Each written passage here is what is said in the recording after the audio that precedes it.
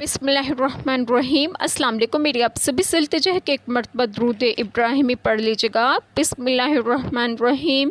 اللہم صلی علی محمد وعلی آل محمد کما صلیت علی ابراہیم وعلی آل ابراہیم انک حمید مجید۔ اللہم بارک علی محمد وعلی آل محمد کما بارکت علی ابراہیم وعلی آل ابراہیم انک حمید مجید۔ بسم اللہ الرحمن الرحیم۔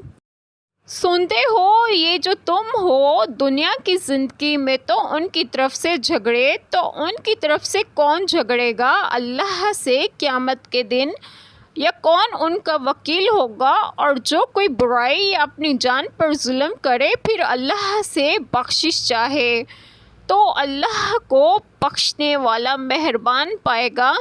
بسم اللہ الرحمن الرحیم۔ آج جو بات میں آپ لوگوں سے ڈسکس کروں گی وہ یہ ہے کہ آیت کریمہ میں ہے کہ سنتے ہو یہ جو تم ہو اے قوم توامہ، دنیا کی زندگی میں تو ان کی طرف سے جھگڑتے ہو، تو قیامت کے دن اللہ تعالیٰ کے سامنے ان کی طرف سے کون جھگڑے گا یا کون ان کا وکیل ہوگا؟ دنیا میں تو تم ان کے وکیل بن گئے ہو، مگر آخرت میں انہیں کون بچائے گا؟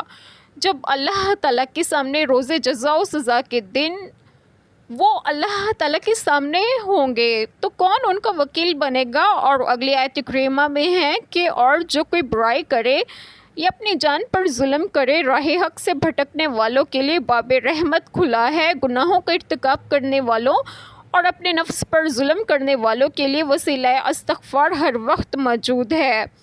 تو اللہ تعالیٰ سے بخشش چاہے، بے شک وہ اللہ تعالیٰ کو نہایت بخشنے والا مہربان پائیں گے۔ اللہ تعالیٰ ہم سب کے تمام گناہوں کو معاف فرمائے اور ہمیں صراط مستقیم کی راہ پر گامزن کریں، اور آپ سب کو آپ کے گھروں میں خوش و خرم رکھیں اور صحت و تندرستگی بھی دیں۔ آمین۔ جزاک اللہ خیر۔